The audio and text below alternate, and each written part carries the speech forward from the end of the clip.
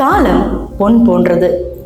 காலத்தை யாராலையும் விலை கொடுத்து வாங்க முடியாது. ஆனா இந்த விஷயத்த டைம் டிராவலர்ஸ் கிட்ட சொன்னீங்கன்னா அவங்க சிரிப்பாங்க. அவங்களால பிற்காலத்துக்கோ இல்ல எதிர்காலத்துக்கோ ஈஸியாவே போக முடியும். ஆனா இதெல்லாம் உண்மையா? ஆனா இருக்கு அப்படின்னு சொல்ல முடியாது, இல்ல அப்படிங்கிறது நம்மளால சொல்ல முடியாது. ஏன்னா ஒரு சில ஆதாரங்கள் நம்மளே சமூக வலைத்தளங்கள் எல்லாம் பார்த்திருப்போம். சரி, இப்போ டைம் டிராவல் உண்மையா இல்லையா அப்படிங்கிறது தான் இந்த வீடியோ உங்களுக்காக ப்ரூவ் பண்ண போகுது. இதையும் தாண்டி ஒரு சில ஆதாரங்களும் இந்த வீடியோல சொல்ல போறோம். ஸோ வாங்க வீடியோக்குள்ள போகலாம்.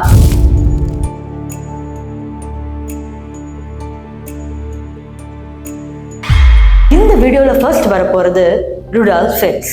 இவரு எவ்வளவு பெரிய ஆள்னா, இவர் இறந்த பிறகு இவருடைய இறப்பே ஒரு பெரிய மிஸ்ட்ரியா தான் இருக்கு.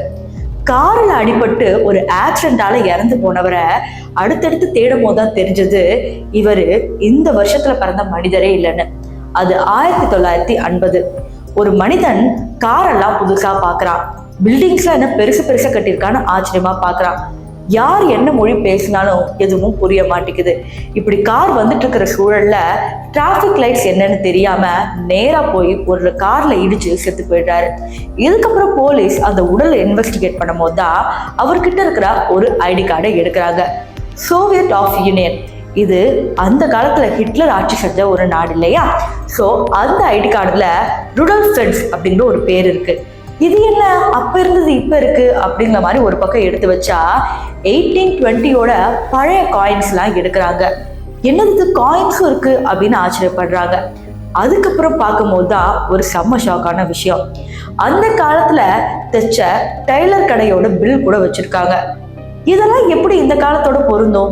இந்த கடையெல்லாம் மூடி கிட்டத்தட்ட 100 வருஷம் மேல ஆச்சே அப்படின்னு மேலும் மேலும் இன்வெஸ்டிகேட் பண்ணும் போது தான் இந்த ருடால்ஃப் ஃபென்ஸ் 1820 எங்கேயாவது தொலைஞ்சு போனாரா இல்ல அதுக்கப்புறம் தொலைஞ்சு போயிருக்காரா அப்படிங்கிற மாதிரி ஃபைல தேட ஆரம்பிக்கிறாங்க. அப்பதான் ஒரு இன்ட்ரெஸ்டிங்கான இன்ஃபர்மேஷனே தெரிய வருது. அந்த காலத்துல அவங்களுடைய மனைவி இந்த மாதிரி என் புருஷன் எங்கேயோ போய் தொலைஞ்சு போயிட்டாரு, இப்ப வரைக்கும் வீட்டுக்கு வரல அப்படிங்கிற மாதிரி கடைசியா கேஸ் ஃபைல் பண்ணியிருக்காங்க. அதுக்கப்புறம் ருடால்ஃப் ஃபென்ஸும் வீட்டுக்கு வரல. ஆனா 1950 அவர் இறந்து போயிருக்காரு. ஒரு மனுஷன் எப்படி 1000 வருஷம் வாழ முடியும்? அப்ப அது டைம் டிராவல் தானே அப்படின்னு யோசிக்க தோணுதானே?